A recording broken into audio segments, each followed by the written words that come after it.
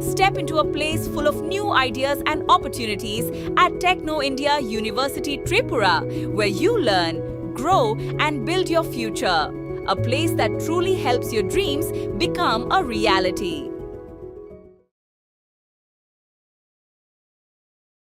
শহরকে জলজট মুক্ত করতে এবং স্মার্ট সিটি প্রকল্পের কাজ দ্রুত সম্পন্ন করতে শুক্রবার এক উচ্চ পর্যায়ের পরিদর্শনে বের হলেন আগরতলা পৌর নিগমের মেয়র দীপক মজুমদার।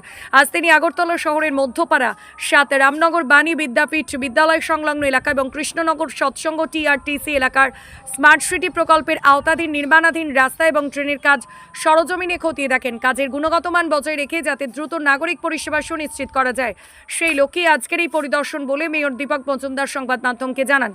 আজকের এই গুরুত্বপূর্ণ পরিদর্শনে মেয়রের সাথে উপস্থিত ছিলেন 20 নম্বর ওয়ার্ডের কর্পোরেটর রত্না দত্ত, সাত রামনগর বিধানসভা কেন্দ্রের মণ্ডল সভাপতি অমিতাভ ভট্টাচার্য এবং ত্রিপুরা সড়ক পরিবহন নিগমের ভারপ্রাপ্ত চেয়ারম্যান সম রায়।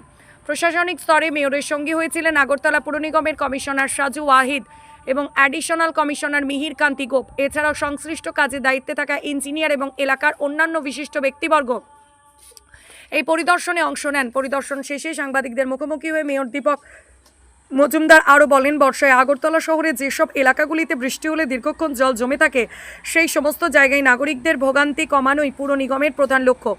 জমা জল যাতে দ্রুত বের করে দেওয়া হয় তার জন্য আগরতলা পুর নিগমের তরফ থেকে আরও 3টি শক্তিশালী জল নিষ্কাশন মেশিন বসানো হবে। আজকের এই পরিদর্শনের মূল উদ্দেশ্যই ছিল ড্রেনেজ পাম্প বসানোর উপযুক্ত জায়গা চিহ্নিত করা এবং জলের পাইপলাইন কোন দিক দিয়ে নিয়ে যাওয়া হবে তা পুঙ্খানুপুঙ্খভাবে নির্ণয় করা। মেয়র স্পষ্ট জানান, ইঞ্জিনিয়ারদের সাথে আলোচনার ভিত্তিতে পাইপলাইনের রুটম্যাপ তৈরি করা হচ্ছে। আগরতলা স্মার্ট সিটি এবং পুর নিগমের এই যৌথ উদ্যোগে কাজ দ্রুত শেষ হলে সংশ্লিষ্ট এলাকাগুলির দীর্ঘদিনের জলযন্ত্রণা স্থায়ী সমাধান হবে বলে আশা প্রকাশ করেছেন তিনি।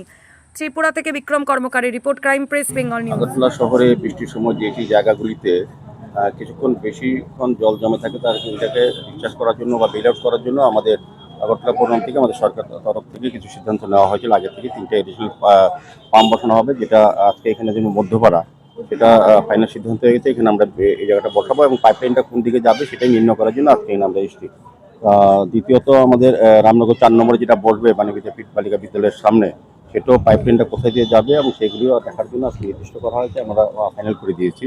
আর আরেকটা বসবে সৎসঙ্গ টিআরটিসির এই কোনাটা যে জায়গাটা, সেটাও ফাইনাল করা হয়েছে। সার্বিকভাবে 3টি পাম্প বসানোর কাজ শুরু হয়ে গেছে অনেক জায়গাতে এবং পাইপলাইনগুলি এখন করা হবে। সেই কারণে আজকে আমরা ভিজিট করেছি। আমাদের কমিশনার সাহেব আছেন আমাদের সঙ্গে, আমাদের রত্না দত্ত মহোদয় আছেন, জোনাল চেয়ারপারসন সেন্ট্রাল জোনে আছেন, আমাদের সিও সাহেব আছেন স্মার্ট সিটির, আমাদের টোটাল যিনি সিও এবং আর এডিশনাল কমিশনার আগরতলা মিউনিসিপ্যাল কর্পোরেশনের উনিও আছেন এবং আমাদের সমস্ত super engineer, PWD chief engineer ছিলেন, জল বোর্ডের ছিলেন চিফ ইঞ্জিনিয়ার এবং ইলেকট্রিকের কাজটা আগামীকালকের থেকেই বাকি পাইপলাইনের কাজটা শুরু করা হবে।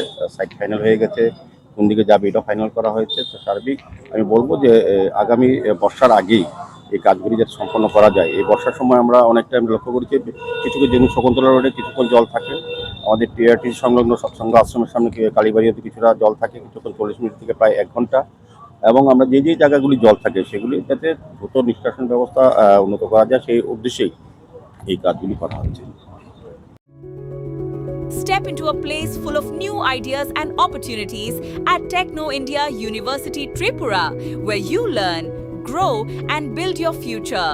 A place that truly helps your dreams become a reality.